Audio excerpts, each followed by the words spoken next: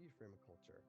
In the present day, artists utilize technology and the archives of the past in coordination with their own hands to create something quote unquote modern. Today, we're going to look at Adler Gurrier.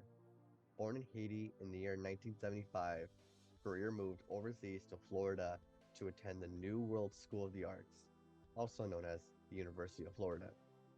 As of 2023, he maintains residency and works in Miami, Florida. Before examining a selected work, let's quickly examine the picture of him on his website. I was going to dismiss it as pure visual aid and just an associated face behind the work. However, I was really thrown off by observing Gurrier's shadow. Are the diagonal shadow and Gurrier's head shadow representational of something more?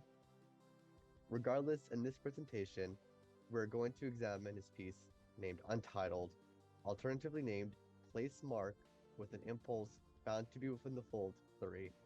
For clarity and brevity's sake, Place Mark 3. We will analyze the medium of its artwork to provide a better understanding of its composition, relate the significance of the work to establish course content, and reflect on the historical context surrounding the artwork's involvement in the exhibition to Gurrier's possible narrative. Gurrier's Place Mark 3 takes advantage of the contemporary setting to create a multimedia installation on paper. He utilizes ink, graphite, enamel paint, as well as xerography. To clarify, xerography is the act of photocopying utilizing light sensors.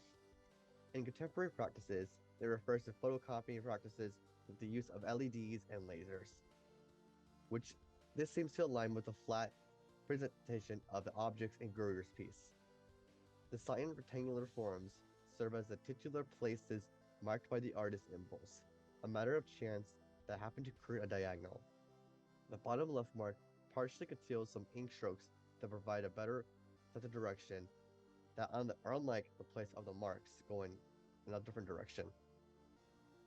The most prominent element in Place Mark 3 is the placement of images of various botanical elements. Curiously, they appear to loosely form a frame around the marks.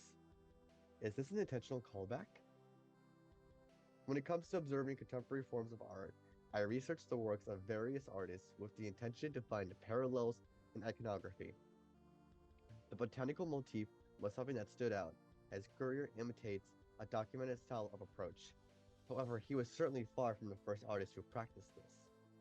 Adolf Duperley and Sons' coconut palms from the Krista A. Thompson course reading are renowned examples of a similar approach.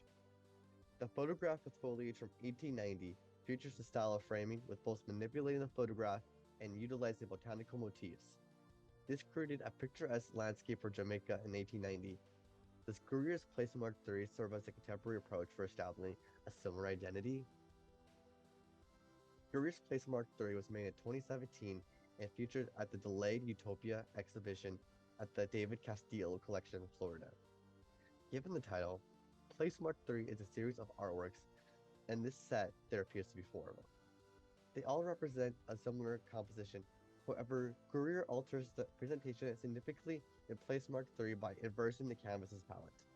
Although there won't be intricate observations of the other sibling works, Place Mark 2 unveils a narrow boat that is covered by the marked holes from Place Mark 3. Regardless of its state of visibility, it can be perceived as a metaphor to exploring the image. It serves its role as an iconographic element to tie associations of a rural or even a non-Western society. Onajid Shakba of the Sugarcane magazine reports that the intention of Gurrier's pieces is aligned to visually represent motifs of the Miami botany scenescape. Gurrier's boat seems to suggest that the notion of this series is an effort to revisit the motif of establishing the Miami identity while exploring manipulations of an image with xerography and chance. It must be emphasized that liking Gurrier's work to that of the factually problematic photo of Adolf and Sons stage photograph is by no means stated as intentional by Gurrier. It does, however, reinforce the notion of a persistent sense of nationalism through depicting geographical associations to create a picturesque, whether in 1890 or today. A culture will be immortalized if the simplest associations are made, and in the instance of Adler Gurrier, iconography is the key.